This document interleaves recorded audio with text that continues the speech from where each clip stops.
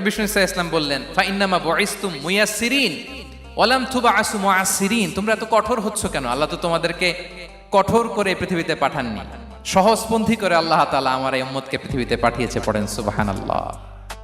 দীর্ঘ 4.5 বছর পর অবশেষে বাংলাদেশে ফিরেছেন জনপ্রিয় ইসলামী আলোচক মাওলানা মিজানুর রহমান আজহারী।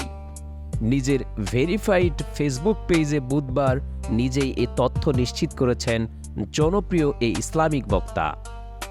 পোস্টে মিজানুর রহমান আজহারী নিরাপদে মাতৃভূমিতে পৌঁছাতে পারায় মহান আল্লাহর প্রশংসা করেন।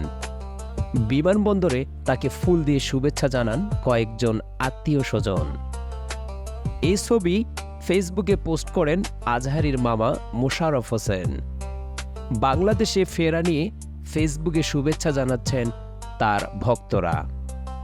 মিজানুর রহমান আজহারী 2020 সাল থেকে মালয়েশিয়ায় অবস্থান করছেন। গত আগস্টের গণঅভ্যুত্থান পর দেশে ফেরার ঘোষণা দেন তিনি। তাজা রক্তের বিনিময়ে যারা আন্দোলনকে সফল করেছেন সেই শহীদদের শ্রদ্ধাভরে স্মরণ করে রূহ এর মাগফিরাত কামনা করেন তিনি। এর আগে 2020 সালের ফেব্রুয়ারি মাসে বাংলাদেশ থেকে মালয়েশিয়ায় চলে যাওয়ার ঘোষণা দেন তিনি।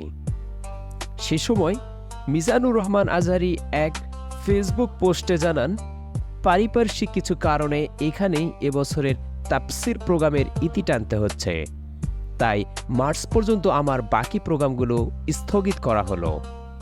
রিসার্চের কাজে আবারও মালয়েশিয়ায় ফিরে যাচ্ছি। আল্লাহ রাব্বুল আলামিন সুযোগ করে দিলে আবারও দেখা হবে ও কথা হবে ইনশাআল্লাহ।